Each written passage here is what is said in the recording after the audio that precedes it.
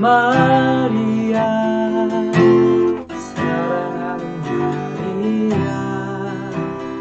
마리아 마리아 사랑하는 마리아 여러분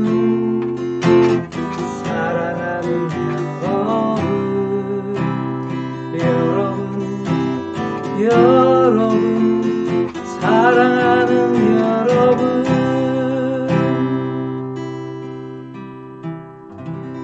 음악 세션을 시작할 때 우리 서로 인사하는 노래를 이렇게 부르곤 하거든요. 그래서 옆에 있는 사람의 이름을 부르면서 함께 노래를 부를 수도 있습니다. 전용구 사랑하는 전용구 사랑하는 전용구.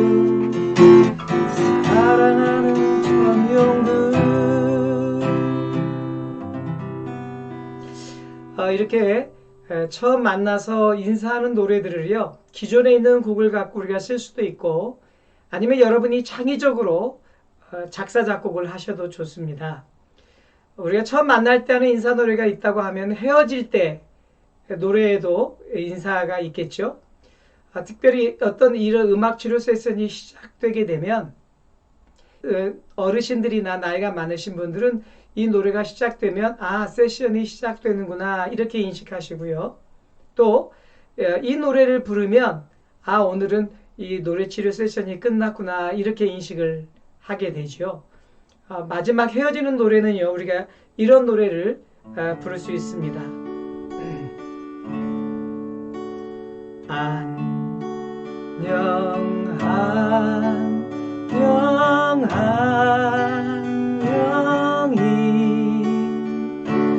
또 만나요.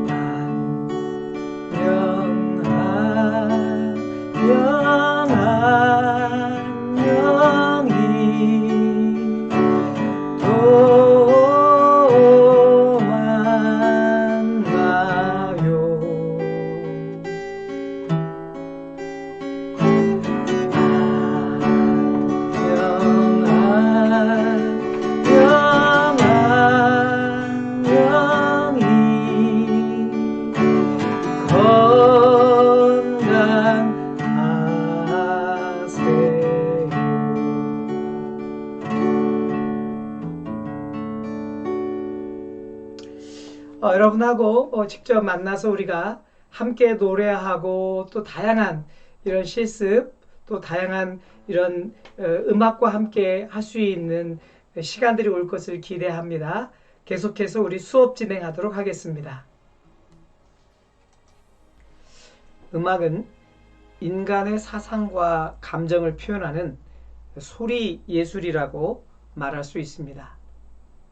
어떤 동물에게서도 나타날 수 없는 인간만의 직립보행을 하는 독특한 인간들이 누릴 수 있는 특권이라고 볼 수도 있습니다. 이 음악은 우리 인간의 마음속에 많은 감정적 요소들을 발현시키면서 우리에게 인식되어지고 있는데요. 오늘은 음악 요소와 감정 반응, 우리가 지난번에 리듬과 또 멜로디와 화성, 조성에 대한 것들을 배웠는데요. 이런 것들이 우리의 감정 반응에 어떤 영향을 주는지에 대해서 함께 살펴보려고 합니다. 음악이 인간의 감정에 어떻게 적용하는가? 음악의 여러 가지 요소는 인간의 감정에 영향을 미치는 것입니다. 예를 들면 템포는 음악이 어떤 감정을 담고 있는가를 확실하게 보여주는 요소가 되죠. 이러한 심리적 기제들은 인간의 생존과 관련되어 발생하는 현상이라고 설명하고 있습니다. 첫 번째, 뇌간 반사. 뇌간은 어떤 일이 발생하면 아드레날린 분비를 촉진시켜 상황에 대처하도록 준비시키는 뇌의 한 부분입니다. 만약 갑작스럽고 요란하고 불협 화음이 많고 리듬이 빠르거나 자주 바뀌는 음악을 듣게 되면 감정적으로 흥분 반응을 보이게 되는데, 이는 바로 뇌간의 반응이라고 할 수 있습니다. 두 번째는 리듬 동조. 차분한 음악을 들으면 맥박과 호흡이 느려지고, 빠른 음악을 들으면 감정적으로 흥분되어지죠. 이러한 이유는 인간의 외부적인 리듬에 대해 동조하기 때문이라고 하는 것입니다.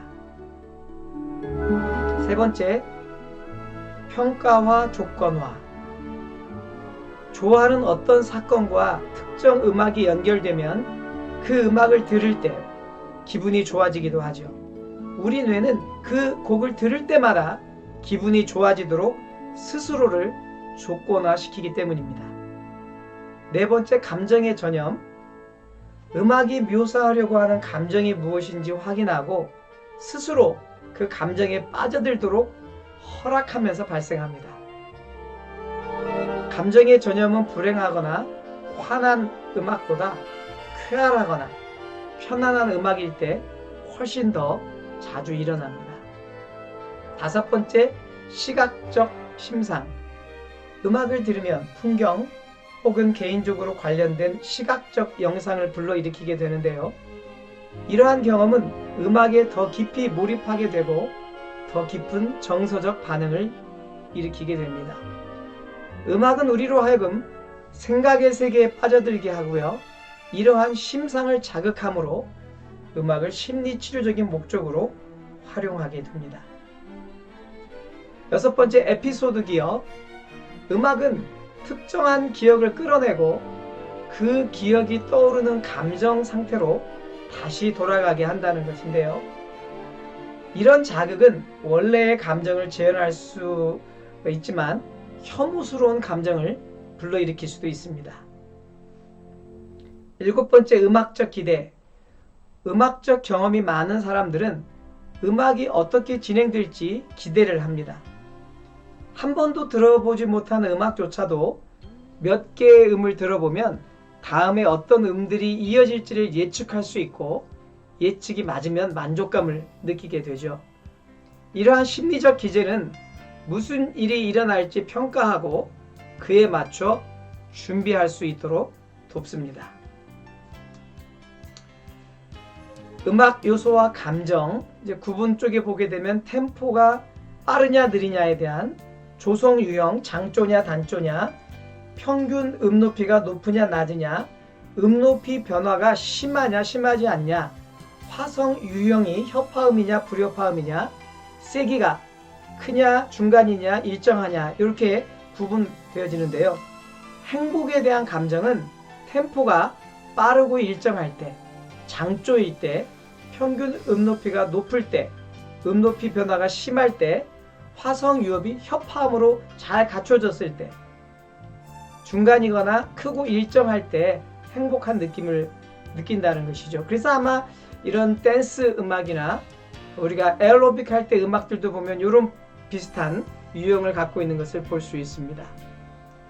두려움의 감정의 음악은요, 빠르고 가변적인 거예요. 자주 막 바뀐다는 거고요. 단조, 높고요, 심합니다. 불협화음적인 요소가 있고, 두려움은 조용하고 가변적이다.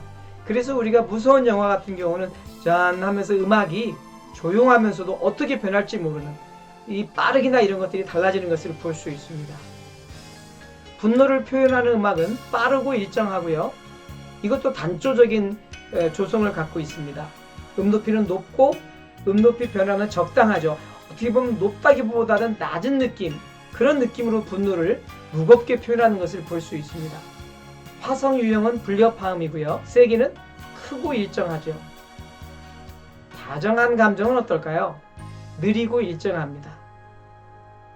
발라드가 이런 형태가 아닐까 싶습니다. 장조, 평균 음높이도 낮음, 음높이 변화도 적지요.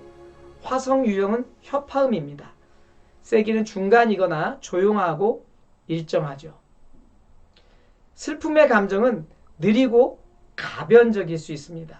그 가변적이라고 하는 것은 음이 언제든지 바뀐다는 거고요. 단조, 조성은 단조를 갖고 있고 낮음, 적음, 불협화음, 조용하고 가변적인. 여러분들이 여러분 스스로 음악을 듣고 또 여러분의 감정이 어떤지를 이 내용과 좀 적용해 본다고 하면 쉽게 이해가 될 수 있을 것 같습니다. 음악 치료에 있어서는 우리가 이 이해를 가지고 어떤 음악을 선곡하고 선정해서 감상하고 그것들을 연주하고 재창조할 것인지 아주 중요한 요소이기 때문에 여러분 이 작은 내용이지만 음악 요소와 감정에 대한 부분들은 개인적으로 숙지해 주시면 좋을 것 같습니다. 음악 반응의 메커니즘, 음향이 뇌관을 통해서 입력이 되어지고요. 음향 특징들을 추출합니다. 음의 형태를 구성하고 분석하죠. 화음, 멜로디, 음정을 분석합니다. 구조 분석합니다. 화성, 문법. 그리고 이제 이것들이 시간적 형태 구성, 리듬 분석하고 리듬 구조 구성, 운율과 박자를 인식합니다. 또 운론적 분석, 가사 이런 내용들을 다 분석하죠. 감정과 의미에 대한 것들이 음악사전, 운론적 사전에 의해서 다 주고받습니다. 그리고 이것이 전운동 중추와 운동 중추, 우리 중추신경계와 자율신경계의 반응을 보이면서 이것이 노래하기, 박자 치기, 말하기 이런 식으로 이 음악에 대한 반응이 우리 몸에서 일어난다라고 하는 사실을 보여주고 있습니다. 자, 음악 교육에서의 철학적 관점을 좀 보려고 합니다. 이 음악도 우리가 교육 안에서 이 네 가지 주의를 갖게 되는데 합리주의, 경험주의, 자연주의, 실용주의를 우리에게 보여주고 있습니다.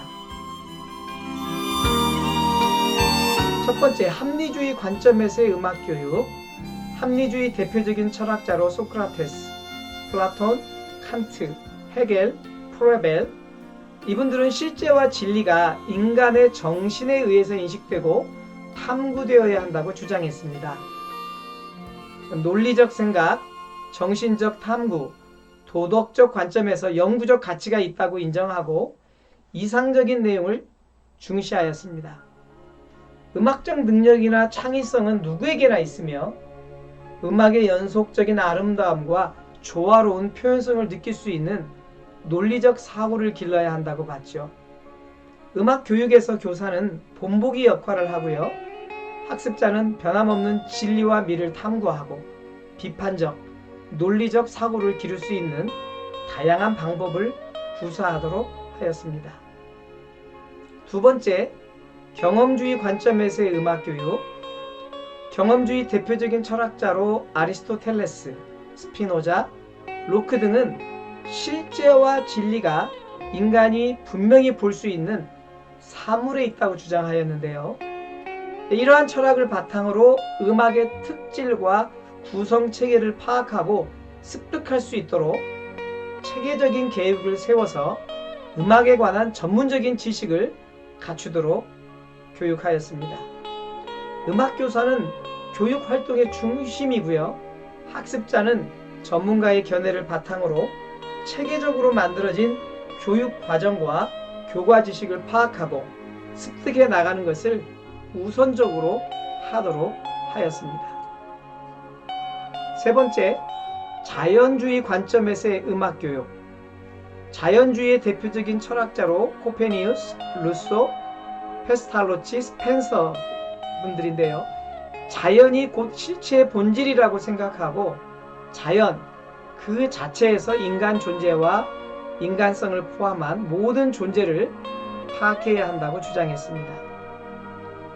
이러한 철학을 바탕으로 인간의 본성, 즉 인간의 인지적 발달 단계를 중시하여 이에 상응하는 교육 및 학습을 강조하였습니다. 교사는 보조적 역할을 하며 학습자의 잠재 능력과 반응, 발달에 따라 동기를 유발하고 환경을 조성해주며 긍정적 강화물을 사용하였습니다. 학습자는 내재적인 욕구와 관심, 신체의 자연스러운 발달 단계에 따른 실천, 그리고 음악적 잠재 능력과 감각적 반응을 중심으로 한 교육을 하도록 하였다는 거죠. 어떻게 보면 우리 인간이 갖고 있는 아주 내추럴한 본성적인 부분 안에 있는 것들을 자연스럽게 학습에 연계한 그런 음악 교육이라고 볼 수 있습니다. 네 번째, 실용주의 관점에서의 음악 교육. 실용주의의 대표적인 철학자로 퍼스, 류이, 제임스, 미드 등은 모든 것은 시간의 흐름에 따라 변하기 때문에 불변의 실제는 없다고 주장하였습니다. 인간의 경험과 새로운 상황에 대처하는 데 필요한 지식을 습득하는 방법, 하나의 특정한 문화에서 유용하고 가치 있다고 판단되는 악곡들, 사회의 구성원들에게 유용하다고 생각되는 실질적인 음악을 다루는 것 등을 중요하게 여겼는데요. 교사는 안내적 역할을 하고 음악의 원리를 발견하는 과정과 방법을 중요시하였습니다. 학습자는 자발적 참여와 개별적 특수성을 고려해 스스로 문제를 해결하는 것을 원칙으로 두었다는 것이죠. 자, 음악교육에서의 미학적 관점 봅니다. 앞에서는 우리가 철학적 관점이었다고 하면 음악교육에서 미학적 관점은 무엇이 있을까요? 첫 번째는 관련주의, 두 번째는 형식주의, 세 번째는 표현주의, 네 번째는 절대 표현주의라고 하는 이 네 가지 미적 주의가 있습니다. 첫 번째 관련주의. 관련주의에서 음악은 의미 전달의 매체로서 음악의 존재, 이유를 음악 밖의 세계에 대한 메시지를 전달하는 도구로 보고 수단적 가치를 중시하였습니다. 사회주의 국가에서 국민들에게 특정의 이념을 심어주기 위해 체제와 이념의 찬양 노래가 이에 해당합니다. 음악이 지시하는 바는 가능한 한 명시적이고 구체적이며 음악 교육을 위한 교육 과정을 음악 외적인 내용이 명확한 음악, 가사가 분명한 음악, 용도가 분명한 음악을 중심으로 구성되어야 한다고 보았습니다. 또한 음악이 가진 사회적 이념, 정신 등의 분명한 메시지를 이해할 수 있도록 지도되어야 한다고 강조했습니다. 합리주의, 플라톤적 견해, 중세의 음악이 이에 해당합니다. 중세 때는 음악 교육이 도덕, 윤리를 가르치는 데 아주 중요하다고 생각을 했습니다. 인간성에 중대한 영향을 미친다고 해서 음악 교육을 체계적으로 시켜야 한다고 주장했었죠. 중세 시대의 교회 음악들은 바로 이러한 관점에서 음악의 모든 기능과 효율성을 예배, 하나님에 대한 절대적인 가치에 두고 사람의 감정이나 사람의 의도를 따르지 않고 오직 그 기능적인 목적에 전적으로 음악을 사용했던 것을 볼 수 있습니다. 두 번째, 형식주의. 형식주의에서는 음악의 본질에 대해 음악이 구성 요소가 내적 구조에 있으며 음악의 내적인 가치를 강조하고 음악 외적인 내용은 아무런 관련성이 없다고 보았습니다. 음악의 의미와 가치는 음악 구조에서 나오며 음악의 이해는 고도의 지적 활동이라고 보고 음악의 요소, 소리의 구조, 형식의 분석 등을 강조하며 감정적 반응은 배제하였습니다. 예술적 경험의 독립성을 강조하며 심미적 감정이란 겉으로는 드러나지 않는 것으로 그 속에 깊이 내재되어 있다고 하였죠.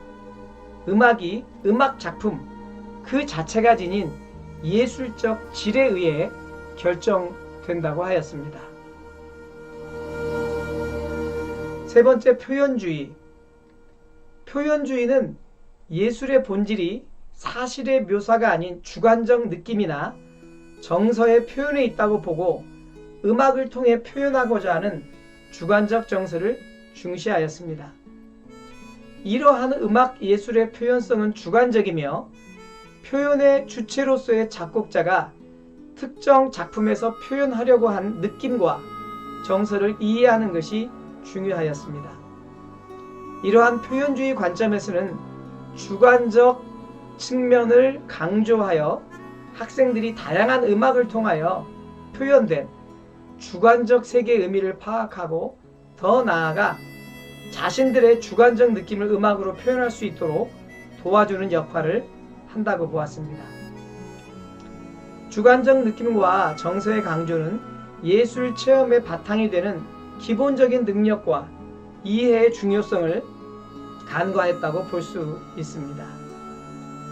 어떻게 보면 여기서 말하는 주관적 세계가 우리가 알고 있는 각 작곡가들의 독특한 개성이나 각자의 경험, 또 자기가 바라보고 있는 이 세상에 대한 관조, 이런 것들이 그 가사나 음악적 멜로디로, 리듬으로, 화성으로 변화되어서 나오는 것을 볼 수 있습니다. 이것이 어떤 스타일을 만들기도 하지 않나 싶습니다. 그리고 이것이 시대 간에, 세대 간에 다양한 음악적 장르를 만들어내는데, 이것이 주관적 세계, 각 음악가들의 각 개성과 창의적 사고로 말미암아 이러한 변화를 우리에게 보여주지 않나 싶습니다. 네 번째, 절대 표현주의. 절대 표현주의에서는 예술적 가치와 의미가 작품 속에 내재되어 있는 형식적 속성에 있으며, 작품의 심미적 속성은 인간 경험에 내재하는 질적 속성과 유사, 동일하다고 하였습니다. 음악 교육의 가장 중요한 목적은 심미적 경험의 발달로 보고, 표현성의 원천인 음악의 구성과 형식의 속성을 많이 경험할수록 음악에 대한 직감과 통찰이 가능하며, 이는 교육을 통해서 학습될 수 있다고 보았습니다.